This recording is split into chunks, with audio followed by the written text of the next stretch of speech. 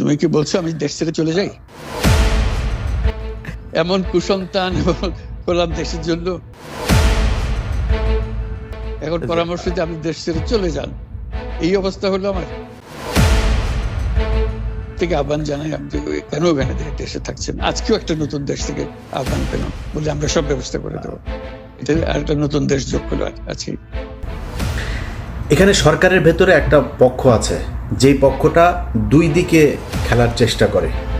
এর মধ্যে সবচাইতে বড় কালসাপ হচ্ছে আসিফ নজরুল এবং মনির হায়দার। বাট এই বৈঠকটা হয়েছে উপদেষ্টা পরিষদের।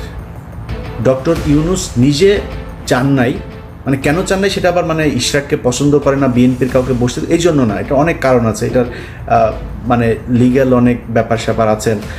তো এগুলো মিলে উনি চান নাই যে ওই নির্বাচনটাকে কেন্দ্র করে তারপরে এই কোর্টের রায় অনুযায়ী ও বসুক, উনি চান নাই।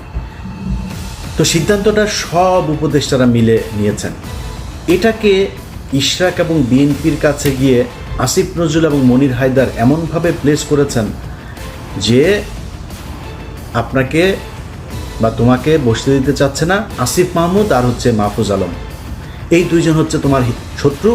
দুই পক্ষকে মুখোমুখি করে দিল। দেখেন এখন এরা যখন জানলো যে হ্যাঁ ও আমার বসতে দিবে না, তখন ওরা হচ্ছে হ্যাঁ আমার কথা শুনবে না। বিএনপির পুরো সাংগঠনিকভাবে একদম সর্বোচ্চ জায়গা থেকে ইশরাককে ছাড়পত্র দেওয়া হয়েছে, না এটা আমাদের জিততেই হবে, এইটা দিয়েই দরকারে সরকার পতনে চলে যাব আমরা। মাঝখানে কি হইল, ওইদিকে গোয়েন্দা সংস্থাও পাম দিচ্ছে এই দুই পক্ষকেই, দিয়ে গ্যাঞ্জামটা বাধাই দিল। এমন একটা পরিস্থিতি তৈরি হলো যে ডক্টর মোহাম্মদ ইউনূস শেষে বলল আমি ইতেই থাকবো না। তো ইউনূসকে আপনি যত কিছুই বলেন, এখন আমি কালকে একটা পোস্ট করেছিলাম যে ডক্টর মোহাম্মদ ইউনূস লন্ডনে যাওয়ার পরে এই যে আপনার টোকাই পার্টি, যেটা পলাতক পার্টি এখন সেখানে নানান ধরনের ইটি করছে। সারা জীবন বিএনপির কাছে কিন্তু লন্ডনে সারা জীবন মার খেয়েছে ওইখানে, এবার তারা বিশাল আকারে। তো আমি একটা পোস্ট করেছিলাম যে বিএনপির উচিত ডক্টর মোহাম্মদ ইউনূসের ইয়েতে থাকা। তো বিএনপির অনেক মানুষজন আবার এটাকে করেছেন যে বিএনপি এখন কেন থাকবে,